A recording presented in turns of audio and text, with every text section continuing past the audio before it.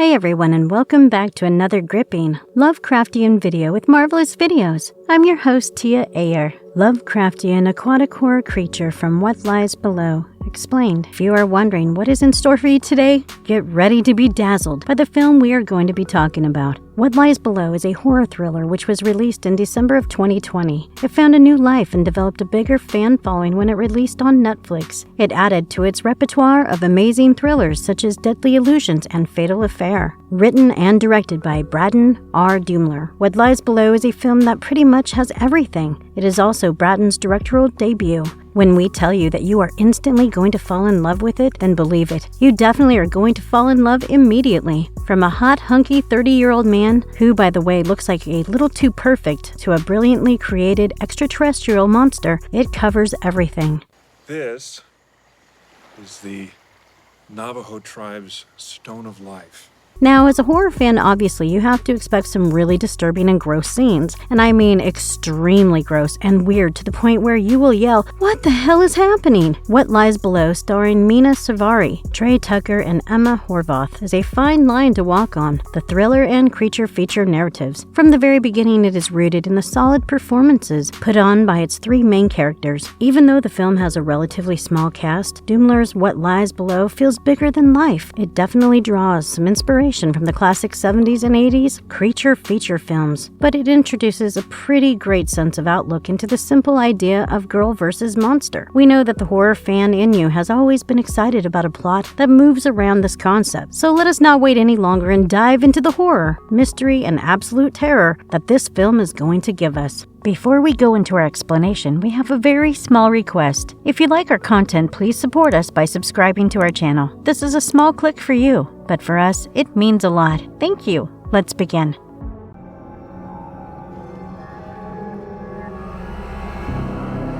Fear comes to the surface. What Lies Below 2020. The film follows the story of a 16-year-old girl, Liberty Wells, who is played by Emma Horvath. She also goes by Libby. She lives with her mother, Michelle Wells, who is played by the brilliant actress Mena Suvari. Now the film begins with her return to her family's lake house after a summer camp. The air around Libby and her mom seems to be kind of intense. Like, you can tell that there's a bit of grudges between them and the way that Libby acts around her. Michelle is a romance novelist and looks like she plans to sell their house so that Libby can go to her dream college. Now Libby is kind of caught off guard when, after reaching the lake house, she meets her mother's new boyfriend, John Smith, played by Trey Tucker. Exceptionally handsome, tall, and gives off the look of one of those nerdy but with the kind of hotness of a basketball player kind of guy. Just watch him walk out of the lake yourself. So since Libby is super into archaeology, John gifts her a bracelet which has a Navajo Stone of Life on it. The bracelet also represents the goddess of fertility. Okay, as if this is a normal gift, now you are wondering about his profession.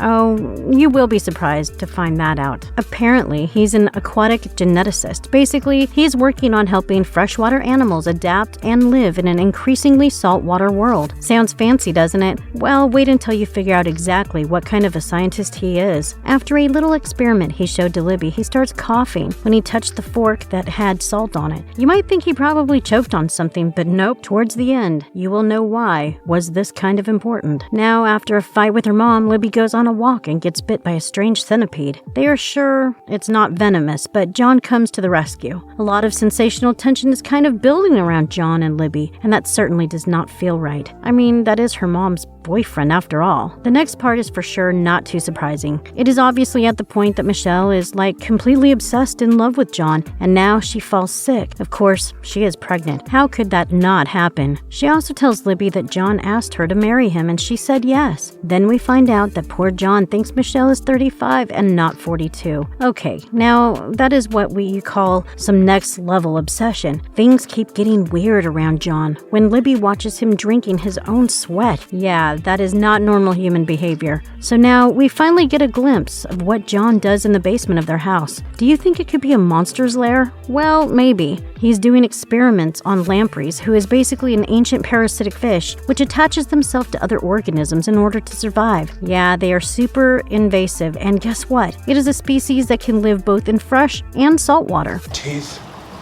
they latch onto their prey, and they can adapt. so it makes sense why he would be studying them. And an even bigger surprise, one of its types actually lives in salt water and migrates to freshwater to reproduce. Nothing about this sounds ordinary. Now, both John and Libby go out of the waters to pull some more samples together. Get ready, because it's about to get a hell of a lot more awkward on that boat. Libby's period starts, and then he really quickly grabs her with his shirt, but when he removes his hand, it has menstrual blood on it. Sure, at first he tries to make it not weird for Libby, but then he goes on to lick his hand, which, by the way, still has that blood on it. Okay, oh god, there is definitely something inherently wrong about him. That is not the only weirdest thing he does. Later, when Libby is taking a shower, he just goes inside and starts smelling her through the curtains, and also sniffs the t-shirt that the menstrual blood has on it. I mean, what is wrong with this dude? He's doing a lot of gross things. Now, that night, she suddenly wakes up to a strange glowing orange light outside by the lake, and you will not believe what she sees. John walks into the water towards the light and then completely disappears inside it.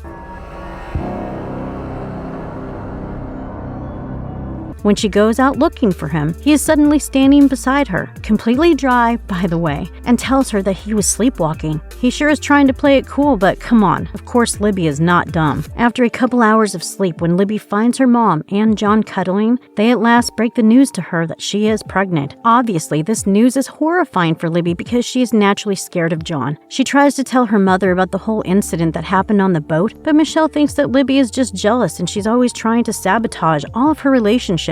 That sure is a reaction she will regret later. She once again sees the orange light appear and vanish outside, so this time, when she goes to check it out, she realizes that John and her mom are just gone. Strange, yes. So she heads down to the basement, which is covered with the blue light, and we see that the bracelet apparently branded her wrist, the part which all of you have been waiting for. This is when we finally get to see the true horror of John. Now her mom is tied inside this huge tank, and it looks pretty scary for both of them. Looks like John is coming back to the basement, but he is probably in his true alien form because we see his feet, which look giant with aquatic flaps. Just super scary. John watched Michelle give birth, but it looks like he is super pissed about whatever is born. He takes the baby outside and spits a ball of blue light into the baby's mouth. Libby tries to contact the police and tells them about her situation, but it does not look like anything can save Libby and her mom right now because John is back and he has spotted Libby. He picks her up and we see that his tongue is like super long and split in two, kind of like a snake's tongue, only it is creepier. She throws a bucket of salt on him and he clearly can't stand salt. Libby and her mom rush out to the basement, but Michelle looks like she was burnt in the sun or something, and she is dying. Now something attacks Libby, and she wakes up inside the basement tied to a chair. We now see multiple Johns walking around, tearing down the wall, which apparently has red-headed women stored inside. What could get scarier than this? Now the John that we know tries to force feed the same ball of blue light to Libby, and then she wakes up in this diamond-shaped water coffin, which is rapidly filling with water. The scene goes wide, and there's a lot of similar water coffins on both sides of Libby, and every single one of them is completely filled with water and red-headed women inside of them. The film ends with Libby being totally inside water, and then she smiles. Okay, that is a terrifying situation to be smiling in, Libby. What's wrong with you? The fact that the film is called What Lies Below, it is pretty obvious that John is probably a creature that lives in the water. It definitely also hints towards there being a whole species of him because we did see a whole bunch of Johns. We know you can't wait to find out what exactly is John and what is he after. Well, without further delay, let's jump right into it.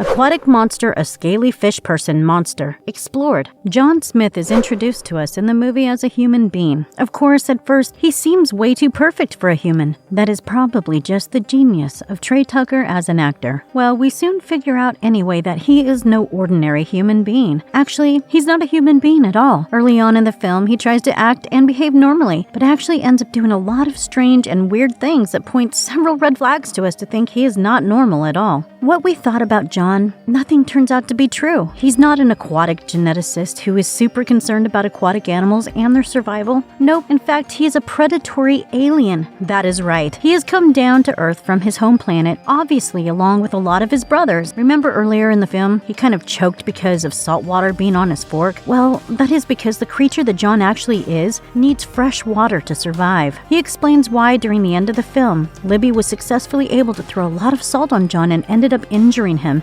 and he released a lot of smoke. Now, the research that he is doing in the basement is, of course, all a part of his plan. The way he stores all the women towards the end, it is clear, though, that his species wants to procreate with women, and there could be a possible alien takeover at the back of their heads. You never know. Now, the reason why he is studying lampreys in the basement is due to their ability to adapt in salt water. They definitely suck the life out of their hosts. But who better to study than lampreys if you cannot stand salt water? John clearly is a fish person kind of monster who is trying to create hybrid babies, which will have the genes in his species as well as the genes of the red-headed woman. Earlier in the movie, when Libby goes to town, she saw a guy that looked exactly like John, only with a different beard, and he wore specs. He was walking with a red-headed girl and sniffing her hair. Turned out that he was probably one of John's clones we saw at the end of the film. But how do they all look the same? Well, John is basically designed by his species. He's an exoskeleton, which could be a base of a Venus flytrap. But even though the exoskeleton is the same, the algorithm tends to vary from one John to another.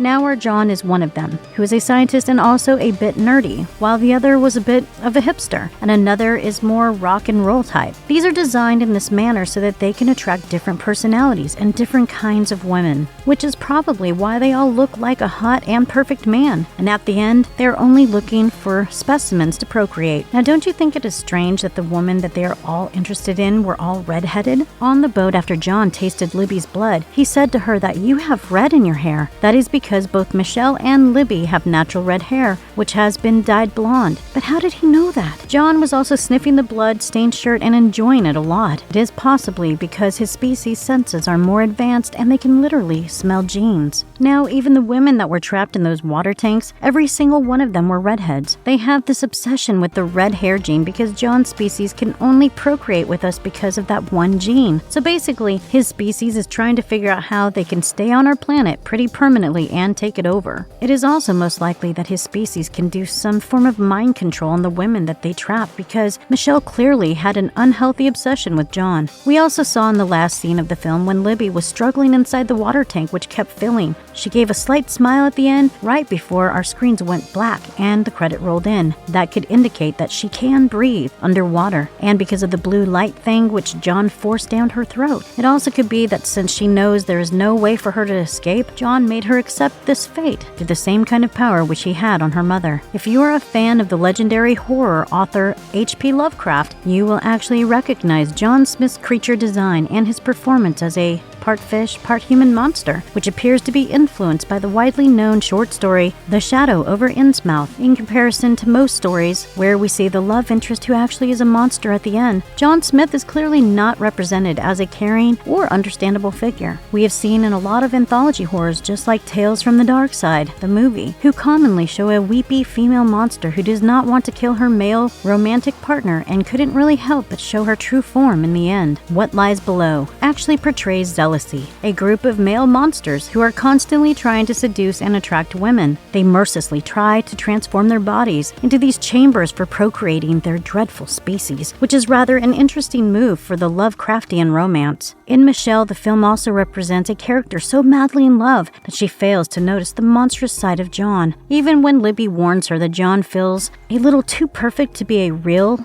and later goes ahead to tell her that in fact assaulted her own daughter, she chooses not to believe Libby. Braden Doomler clearly gives us a fantastic take on Lovecraftian romance, which is more on the victim and monstrous side than on a blind love interest gone way too wrong. If you are hoping to get creeped out by the many disturbing scenes in this film, What Lies Below is definitely for you. Well guys, with that we come to an end of another amazing video. Comment down below the scene that was most difficult for you to watch. We hope you enjoyed watching today's video. Make sure to drop a like and hit that subscribe button on your way out. Until then, stay safe and have a great day ahead. I'm your host, Tia Ayer with Marvelous Videos.